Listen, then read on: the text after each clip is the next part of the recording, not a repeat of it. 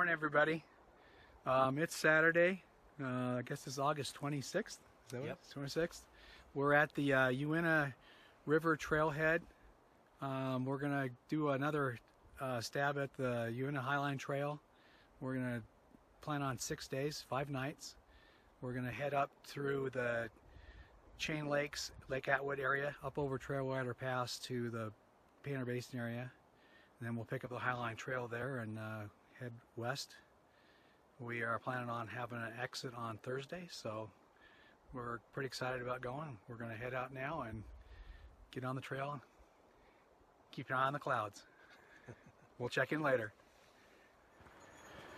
Well, we've gone a little over 2 miles on this first part of the Uinta River Trail.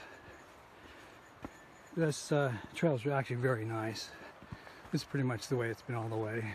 Typical Uinta rocks everywhere, but it's been very nice. We've got about 1.7 miles or something to go till we hit the Chain Lakes Lake Atwood Trail junction, which will take us over a bridge over the Uinta River, and then we'll start heading west up into the Chain Lakes Basin. That's where our first real climb starts. Topo map looks like it's fairly steep for a little bit, so we might have maybe a mile of pretty steep, and then we get up into that basin area and continue climbing on up to our destination for the night, which we're planning on going to 4th Chain Lake. But of course we'll be driving that by opportunities for campsites. So I gotta go catch up with Brent now, so we'll check in a little bit later.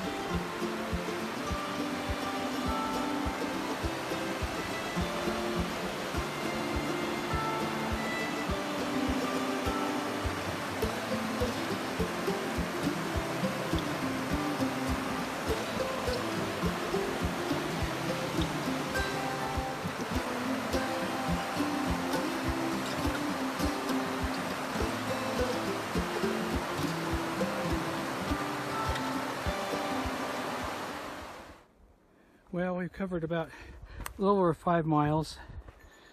We're just got done taking a break.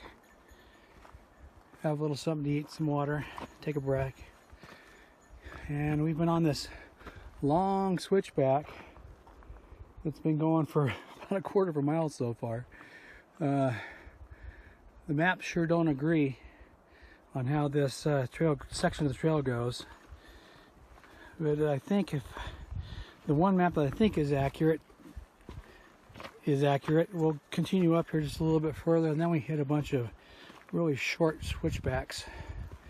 Will take us up pretty steeply up into the first little part of the Chain Lakes Basin, and we're looking forward to crossing Krebbs Creek at about 10,000 feet. We're at about 8,800 right now, so we got a little bit of climb to go, and we'll stop there and filter some water, get something to drink, and then head on up to the Chain Lakes.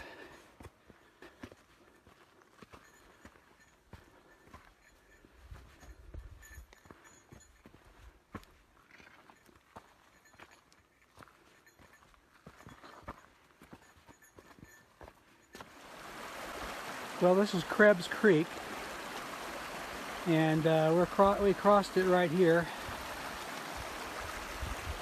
right over those logs right there. And stop to filter some water here, get a drink. And next stop is the Chain Lakes. And the skies are getting dark again. We've been rained on twice already. Not too much any time, but we did have to get out the rain gear a little bit. So we may get it again. But it is the Uintas. So we're heading out. Lower Chain Lake.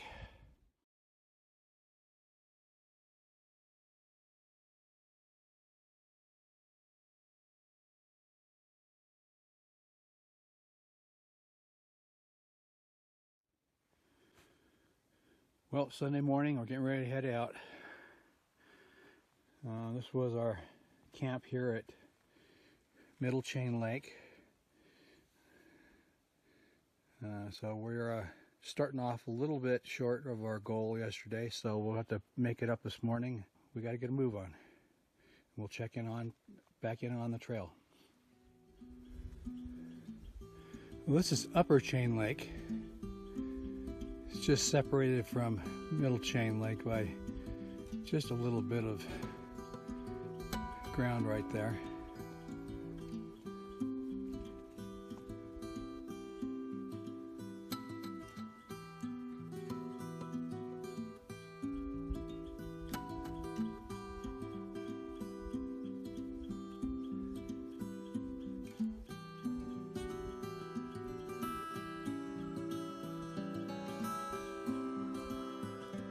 Last of the four.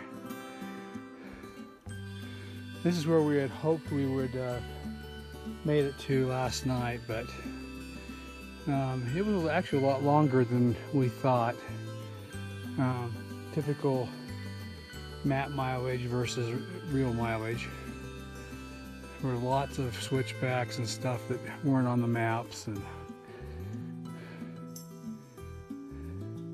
the initial part coming up from the river headed up to this drainage was completely different than the maps we had used to plan this with.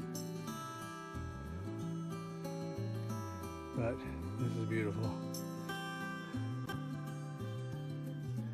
Well, we're starting our climb up from 4th Chain Lake over Roberts Pass. That'll take us over into the Lake Atwood Basin. And we just got our first view of Mount Emmons. That's a long ways up there. Got a bunch of switchbacks, reasonably steep going up here. We'll get up over the top and drop down in and have some breakfast. This is the top of Roberts Pass. We came up from down in that way, the Chain Lakes drainage. We're 11,129 feet up here. There's Mount Emmons, big old mountain. And then we're going to be headed down here into the Atwood Lakes, or Atwood Lake Basin. We're going to pretty much head straight down out of here. And then we'll be circling back this way to Lake Atwood, and then over that way is, around that mountain there is Trailrider Pass. We'll drop down into Painter Basin.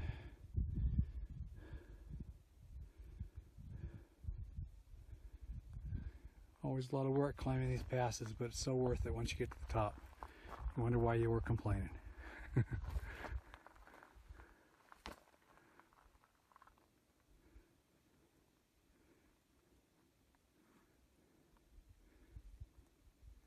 I think Brent's wondering why we're doing this again. It's worth the view, for sure. We'll check in further down the trail. Well, we're just wrapping up a breakfast break here along this little creek. We're about a mile from the Atwood Creek, and I'm not sure how many miles from there up to Lake Atwood. On this trip, since our last trip, we didn't do very well eating breakfast, so we decided we'd eat breakfast on the trail, and so far it's worked out pretty good. We had Mountain House granola blueberries, and it was actually very good. And we only brought one because we didn't know if we'd like it or not, but now I'm wishing we would have had it maybe free for every day even. So we've got absolutely blue skies right now. So the weather's looking really good. Of course, we all know that could change, but we're hoping for the best. So we're gonna get on the trail here in just a couple minutes, and we'll check in later on. Well, we came from around that mountain there up over Roberts Pass, and then we just hit this huge meadow. Beautiful in here with monster mountains.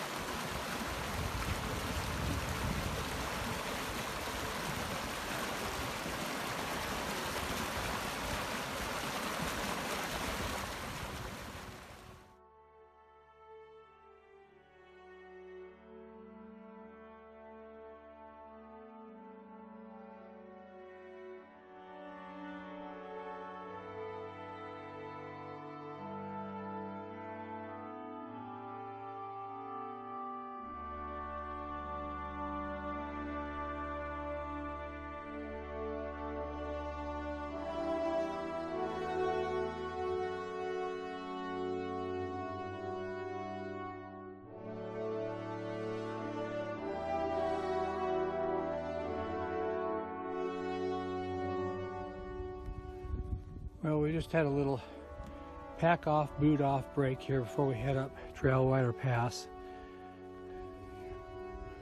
Here above Lake Atwood. We got about 1.5 miles to go to Trailrider Pass, which is right there in the middle. It shouldn't be too bad. It'll be typical rocky all the way up, I'm sure. Then we'll drop down into Pater Basin, hook up with the Highline Trail, and then we'll head toward Anderson Pass, try to get up as close as we can, and find a camp for the night. Getting pretty exciting.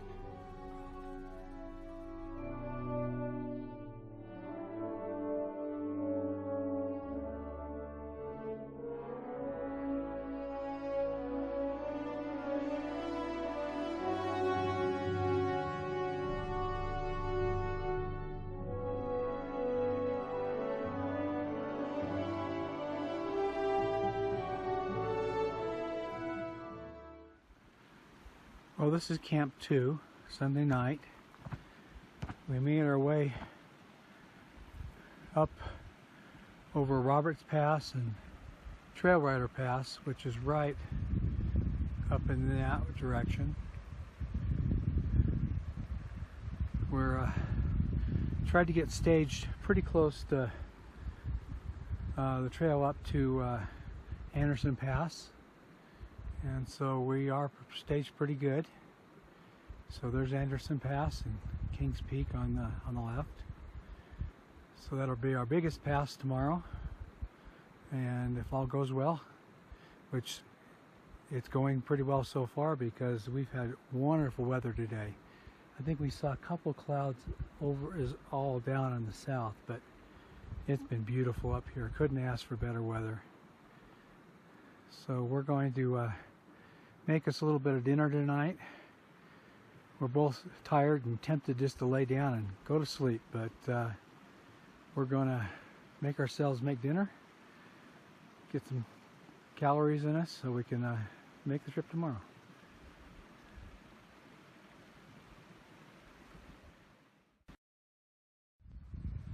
Well, we're making our ascent of Anderson Pass. There's Kings Peak right in front of us there. The trail is, I'd say, moderately steep, not bad, pretty good condition. So it's not not terrible. We've been on worse trails, definitely. So I think we're making pretty good time this morning.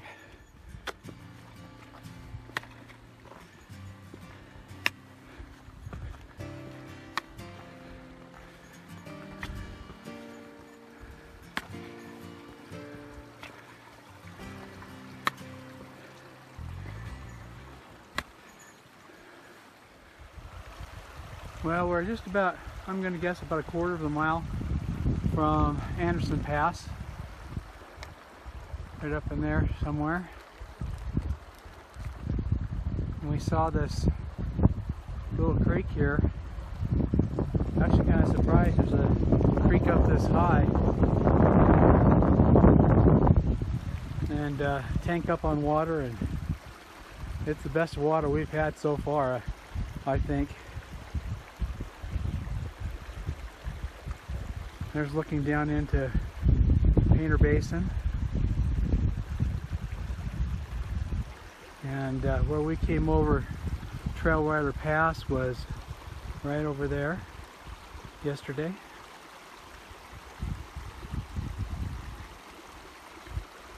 So this is pretty awesome.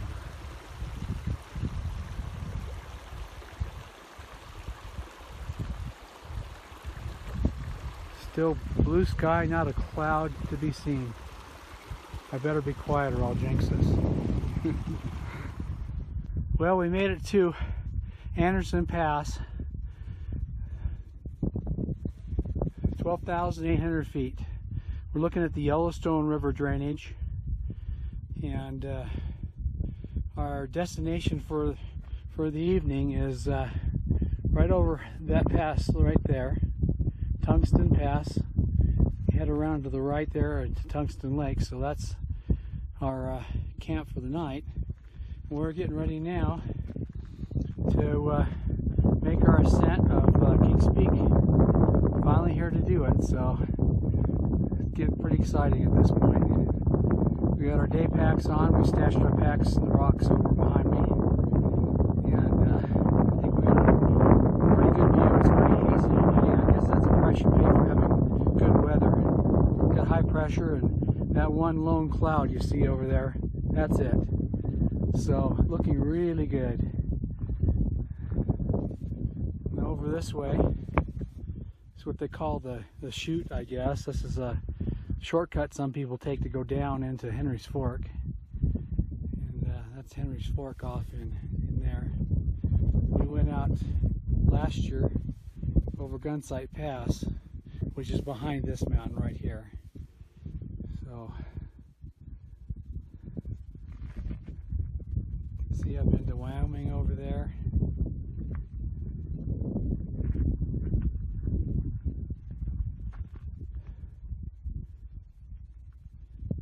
So here we go.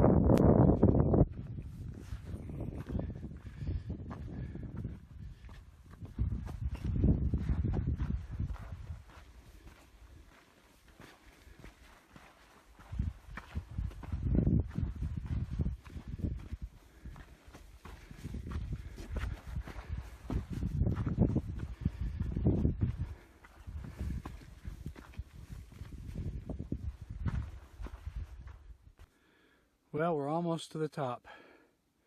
We had to stop here and take a little drink, and then we'll push on up to the top, and we're going to be on top of the world. Well, at least the Utah world. Can't wait. Well, we made it to the top of Kings Peak. For the few minutes we're on top here, we are the highest people in the state of Utah.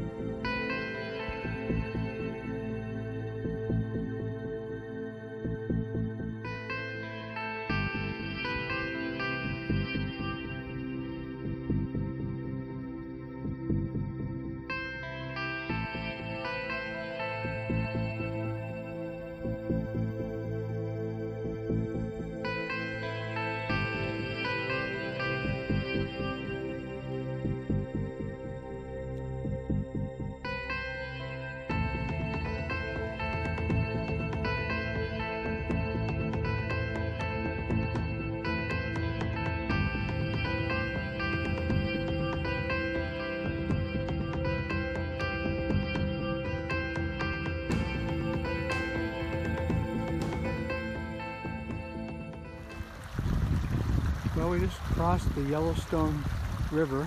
That's right here. Take a notice how much snow is sitting up underneath those cliffs up there. It's actually quite deep up in there. I can't imagine what that's like early in the year. And we came down there off of Anderson Pass and off of Kings Peak right up there. We're going to head over to the Smith's Fork Pass Trail and look for a place to camp for the night over there.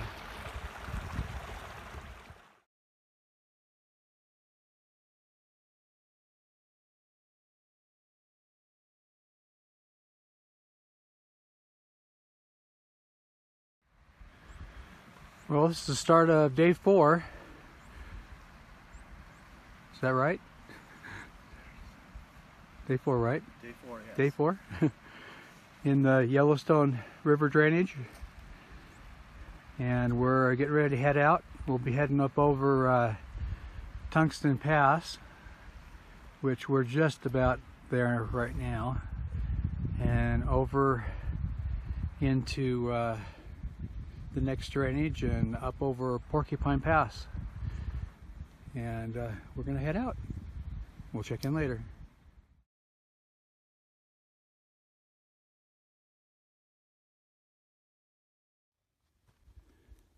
Well, we made it to the top of Tungsten Pass. And that's Tungsten Lake right down at the bottom. And our next challenge is Porcupine Pass right there.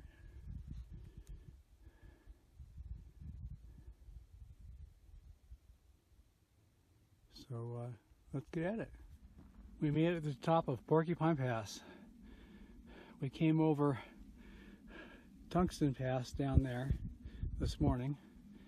Made it past Tungsten Lake and North Star Lake and all these little unnamed lakes, and finally got here to the top of it. And then got this beautiful, huge valley on this side. We get to go down and go across.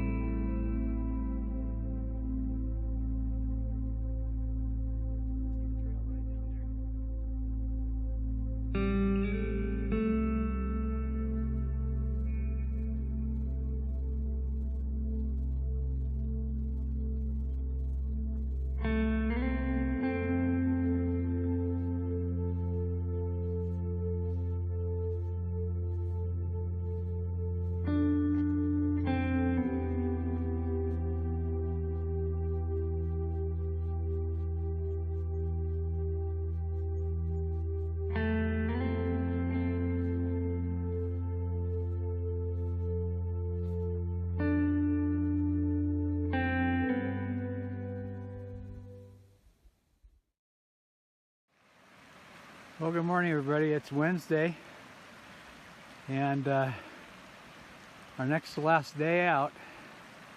We camped here on the bank of the Lake Fork River.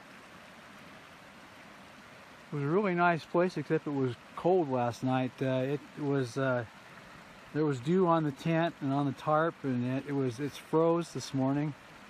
So we're hoping to get on the trail, get warmed up, but it was sure pretty here. And we're headed for Red Knob Pass and up into Deadhorse Lake. So we'll check in as we get further up. Well, we're on our way up to Red Knob Pass. We came from down in there. This is the Lake Fork drainage. And over here to the left's Mount Lavinia. And if we pan around here, we'll be able to see where we're headed.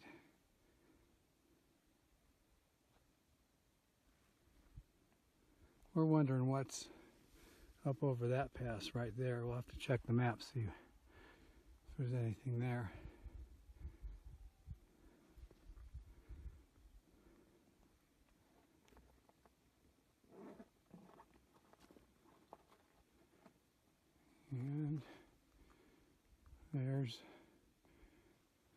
there's Red Knob right there, and the pass is right there. So we'll make our way up there and drop down into the Deadhorse Lake area.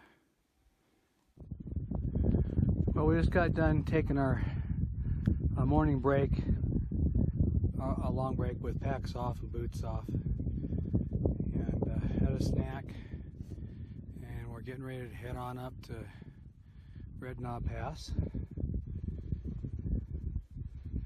which is, we're on the trail on one of the first switchbacks right there, and we got to head up there. So we're on our way.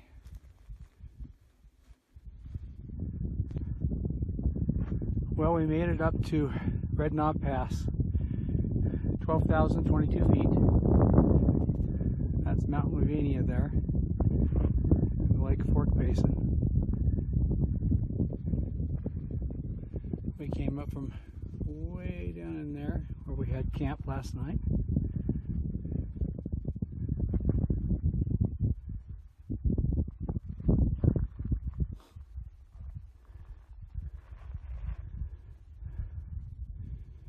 And there's a beautiful Deadhorse Lake down in there. And a scary looking Deadhorse Pass.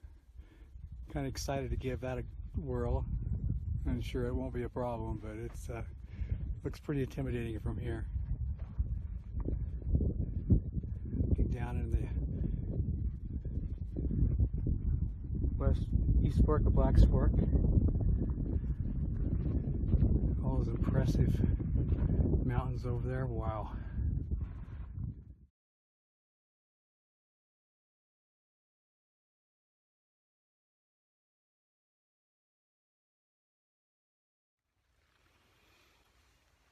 Well, this is what it looks like when we were at Deadhorse Lake.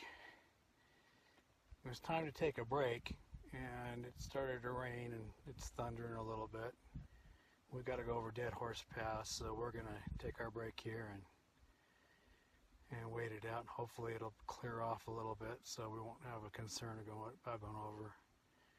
So I got out my $9 5x7 Walmart poncho, my tarp, which has come in handy. It's actually quite nice, and doesn't weigh much at all. So we're just resting up here, cooling our feet, and hopefully eat a little bit. So we've got our fingers crossed that this is going to huff and puff and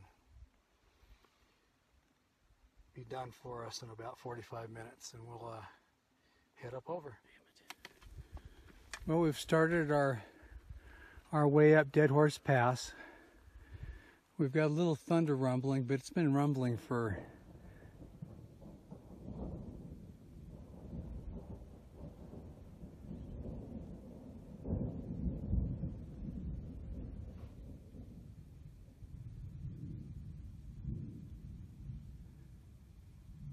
well, you heard it.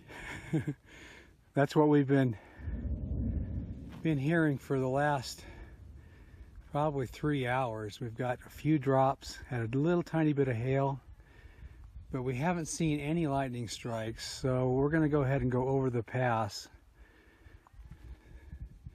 And that's right up here behind those trees. I wish you could see that better. Maybe we can check again later up there. We'll check in later. All right, here's a little better picture of where we're headed. I can't see the trail up there, but I'm pretty sure from accounts from other people that the trail runs above that cliff band there and up into here. Pretty impressive. And over here we got Deadhorse Lake. Oh, there we go, a lightning strike. Not liking that. I know.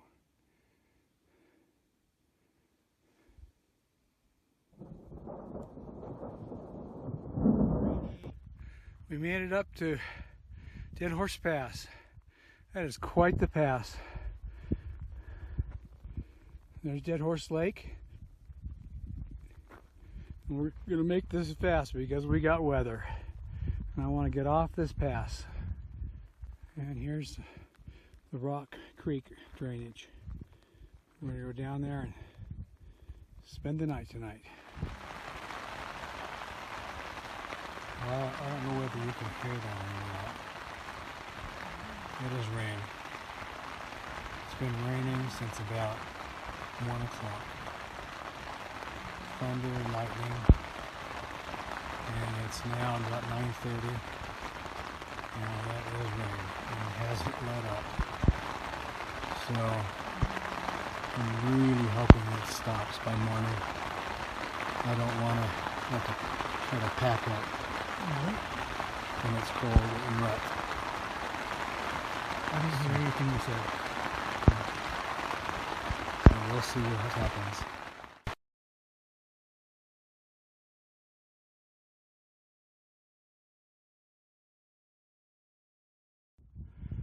We made it up Rocky Sea Pass. I almost want to say that that's, as far as the trail goes, that's the steepest trail up.